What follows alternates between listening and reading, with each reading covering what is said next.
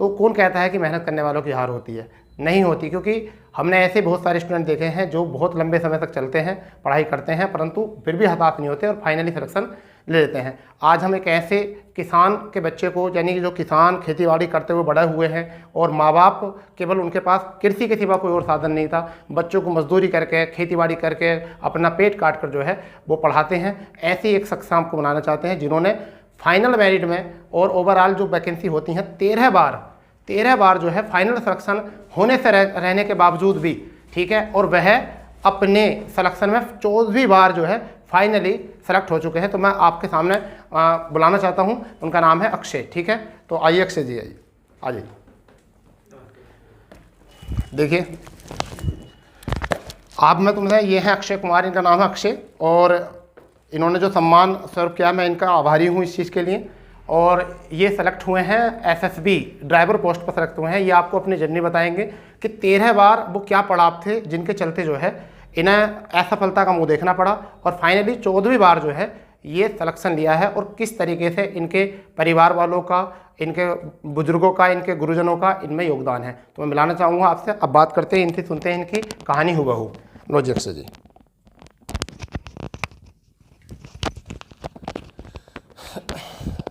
सबसे पहले तो मैं गुरुजी को धन्यवाद देना चाहूँगा और सभी को मेरे नमस्ते। सबसे पहले इंटर करने के बाद मैं गुरुजी के पास ही आया था, लगभग करीब अब से लगभग 8-9 साल पहले जी, 2015 में। और गुरुजी बहुत पहले से ही तैयारी कराते हैं, ऑफलाइन तैयारी कराते हैं, अब ऑनलाइन के माध्यम से भी तैयारी करा रहे हैं। और बेसिक जो तैयार हुआ है वो मेरा गुरुजी के पास ही हुआ है। और एक पढ़ाई का या किसी भी पेपर को निकालने का सबसे अच्छा माध्यम बेसिक ही है, अकॉर्डिंग टू मी। इस बीच कई बार ऐसा होता है, उतार चढ़ाव आते रहते हैं लाइफ में, सबकी अपनी वो होती है। तो गुरुजी की सबसे अच्छी मेन बात है कि गुरुजी पढ़ाने के साथ साथ मोटिवेट भी बहुत अच्छा करते हैं। कब से आपने तैयारी शुरू करी, यानी कि 15 से पहले आपका इंटर कब हुआ था? इंटर मेरा सन 2013 में हुआ था। एक साल तो बच्चे का कोई समय, उस समय तो हम नहीं समझ पाए थे कि हमें क्या करना है क्या नहीं करना है। सबका ऐसे ही होता है, फर्स्ट ईयर और लास्ट ईयर। और सन 2014 में हम आर्मी की तैयारी करी हमने, उसमें हम नहीं हो पाए सेलेक्ट। फिर हमने सोचा कि गुरुजी के पास चलते हैं, नाम गुरुजी का काफ़ी है ही कांट क्षेत्र में। तो गुरुजी के पास आए, वहाँ से हमने पढ़ाई करी, बेसिक तैयार करा। शुरुआत में नहीं निकलते थे पेपर इतने, बहुत कम नंबर भी आए हैं, मगर धीरे धीरे। और सबसे ज़्यादा पेपर शायद मैंने 2017-18 में ही निकाले हैं। उसमें मैंने एसएससी जीडी, रोडवेज कंडक्टर, समूह गए, यूपी लेखपाल और पोस्ट विभाग में भी आई थी जगह, और एसएससी CHSL। ओवरऑल 13 बार। हाँ, ओवरऑल 13 बार फाइनल मेरिट रहने के बाद ये भर्ती कब की थी आपकी एसएसबी की? ये सन 2020 की भर्ती थी एसएसबी 2020 की भर्ती थी एसएसबी की। और ये 2020 में इनका कोविड-19 से पहले एग्जाम हो गया था इसका? फिजिकल हो गया था। फिजिकल के बाद फिर कोविड-19 आ गया था। हाँ, फिर उसके बाद कोविड-19 में आपने एग्जाम के लिए किस तरीके से प्रिपेयर किया? क्योंकि हम तो कोचिंग बंद कर दिया था उसके बाद गुरुजी आपके ही जो तैयार नोट्स थे उससे ही हमने तैयारी की है घर पे, और प्रैक्टिस सेट लगा लेते करते थे। तो कुछ बीच में वो आपको पता ही है, कोई डाउट होते तो वो फ़ोन करके आपसे डाउट क्लियर कर लेते थे। उसके बाद में आपका इस टाइम ज्वाइनिंग कहाँ है और कब ज्वाइनिंग हुई थी?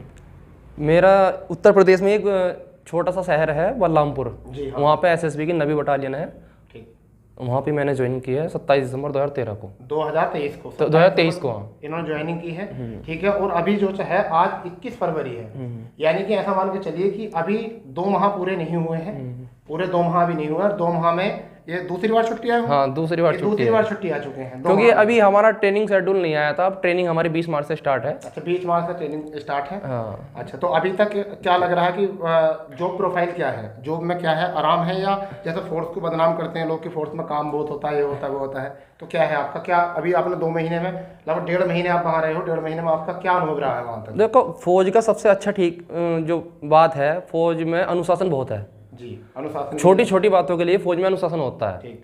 तो उसमें एक तो जो जिस ट्रेड से है या जिस विभाग से है उसे उसी काम से मतलब होता है। ठीक। और अपनी ड्यूटी के लिए, अपने कर्तव्य के लिए हरदम सदैव तत्पर तो रहें जी। और ठीक है, कोई नहीं, आराम तो पूरा ही है उसमें। नहीं, हाँ, जब सैलरी दे रहे हैं तो आराम तो करना है, आराम तो ज़्यादा नहीं देंगे। फिर भी ठीक है ना, ठीक है, फिर भी ठीक है, बहुत ठीक है। देखिए, मैं थोड़ा सा बताना चाहूँगा, क्योंकि थोड़ा बच्चों को ऐसा होता है जब पहली बार आते हैं तो हेजिटेशन होता है, नहीं, क्योंकि बोलते हुए थोड़ा हेजिटेशन होता है। मैं आपको बताना चाहूँगा ये, क्योंकि मेरे पास जो भी बच्चा पढ़ने के लिए आता है मैं उसका थोड़ा सा जो है ना ध्यान रखता हूँ, और उसको ध्यान रखने के साथ साथ जो है उनका डाटा ही मेरे पास रहता है। ये 2015 में मेरे पास आए और इनके बाद में इन्होंने जो आपकी तैयारी करी, तो तैयारी करने में जो भी एग्ज़ाम निकले, 1-2 साल तो नहीं निकलते एग्ज़ाम शुरू में जब बच्चा होता है, तो उसके बाद जब इनके एग्ज़ाम हुए तो सबसे पहले जो इन्होंने SSC GD में जो इनकी अच्छी रैंक आई, तो ये मुझसे, मैं तहसील में किसी काम से की वजह से गया था, शायद इनको याद नहीं हो, अब याद आ जाएगा मेरे बताने से। और मैं तहसील में गया था, ये भी मुझे तहसील में मिले। मैं तहसील में किस वजह से गया था मैं आपको बताना चाहता हूँ। तहसील में मुझे काम था अपने कोचिंग का रजिस्ट्रेशन के लिए, मैं वहाँ गया था। इस बीच में तहसील में ये मुझे मिले, मैंने इनसे कहा कि तुम्हारे कितने, इन्होंने मुझसे पूछा सर मेरे इतने नंबर हैं, क्या मेरा SSC GD में हो पाएगा? मैंने कहा देखिए इतने में हो भी सकता है, क्योंकि अच्छा था, 83 पॉइंट कुछ नंबर थे समथिंग, तो इस वजह से जब फाइनल मेरिट में ही रह गए।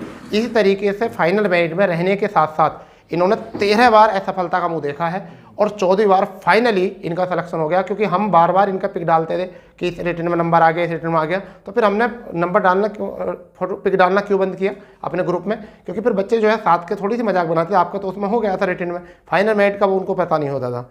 इसी बीच में जो है इन्होंने क्या गलतियां की हैं ये खुद अपनी जवानी बताएंगे, क्योंकि 13 बार में सिलेक्शन 13 बार थोड़ा ही होना होता है, सिलेक्शन तो 1-2 बार में होता है, परंतु इनकी कुछ गलतियां हैं जो इन्होंने करी, जो हर बच्चा आज के समय में भी, आज के समाज में भी कर रहा है।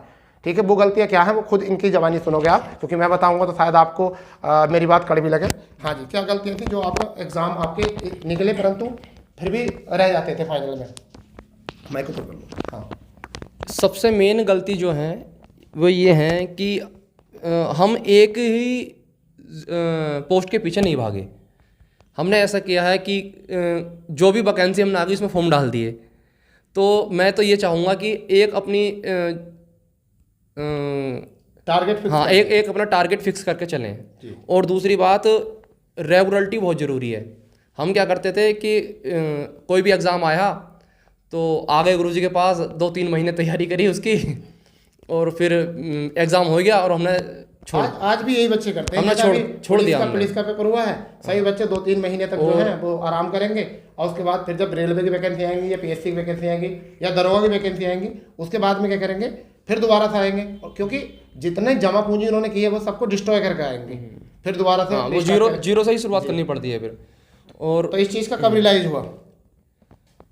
उसका तो बस जब धक्के लगते रहते हैं तो फिर एज भी काफ़ी हो गई थी। बीच में एक बार मन ऐसा किया कि अब नहीं लगने वाली जॉब, तो मन करा कि छोड़ो कुछ और देखते हैं।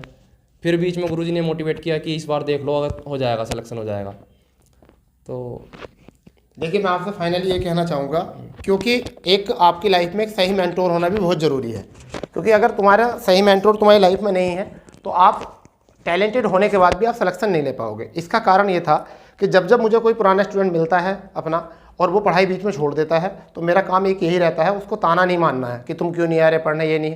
पहले उसकी बात सुननी होती है कि आपको क्या परेशानी है। वो बताएंगे सर फाइनल में तरह गया है। फिर मैं उनको एक एग्जाम्पल दे दूँ जो मैंने कल आपके साथ भी साझा करा था कि हम 2011 के बाद में हम 15 में वर्ल्ड कप हारे हैं, 15 के बाद में हम 19 में वर्ल्ड कप हारे हैं और 23 में भी हारे हैं। इतनी बार हमने असफलता हासिल की है। 83 के बाद हम 11 में जीते थे वर्ल्ड कप।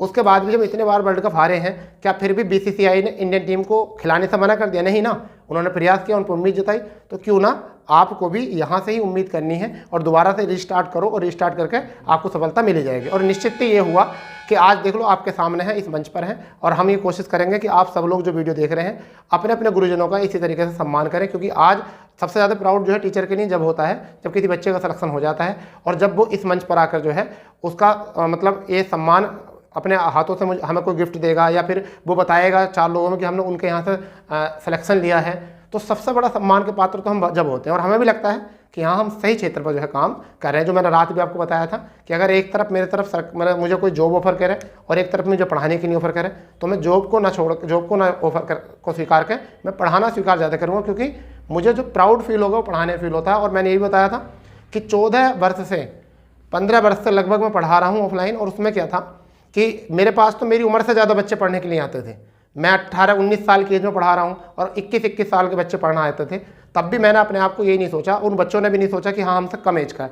तो टैलेंट की कोई उम्र नहीं होती है और आपके भी पढ़ने की कोई उम्र नहीं होती है। तो मैं आपसे यही कहूँगा कि जिन बच्चों ने भी ये वीडियो देखा है, हाल ही में बहुत सारी वैकेंसी जो आने वाली हैं, इन्हीं के तरह जैसे इन्होंने अपने माँ बाप का नाम रोशन किया है, सूबे में अपना नाम रोशन किया है। तुम्हें पता है गाँव कस्बे क्षेत्र में जो होता फोर्स का नाम ही होता था कि लड़का जो है फौज में चला गया, ठीक है, वो SSB हो, BSF हो, CRPF हो, कुछ भी हो। और तुम्हें पता है ग्लैमर की नौकरी है आर्मी में, आज भी तुम्हें पता है आर्मी हो, SSB, पैरामिलिट्री, कोई भी फोर्स हो, आज भी वर्दी का सम्मान किया जाता है सही पोस्टों पर। फिलहाल में आप सिविल में इतना काम करते हो, वहाँ इतना कोई सम्मान के पात्र नहीं होती, फिर भी नौकरी वो भी सम्मानित है। परंतु तुम्हें पता है गाँव कस्बों में वाह जो होती है वो आपकी टोपी बेल्ट वाली नौकरी की ज़्यादा होती है, ठीक है। तो मैं आपसे बस यही कहना चाहूँगा कि आप लोग अपनी तैयारी करते रहें और आपसे भी हम आग्रह करेंगे कि आप भी अपने अपने गुरुजनों की अच्छे से बात करें, उनसे डिस्कस करें कि किस तरीके से हमें तैयारी करनी है। और हताश 3 आदमियों से कभी झूठ मत बोलो, एक तो टीचर से, एक डॉक्टर से और एक मास्टर से, समझिए। डॉक्टर मास्टर एक वकील था उससे भी, क्योंकि जो वकील आपका केस लड़ता है उसे सच्चाई पता होनी चाहिए, टीचर तुम्हें पढ़ाता है उसे सच्चाई पता होनी चाहिए आपकी कि तुम्हारा कितना लेवल है। और वहीं पर डॉक्टर जो आपने खाया पिया है, जो आपकी परेशानी है, दिक्कत है,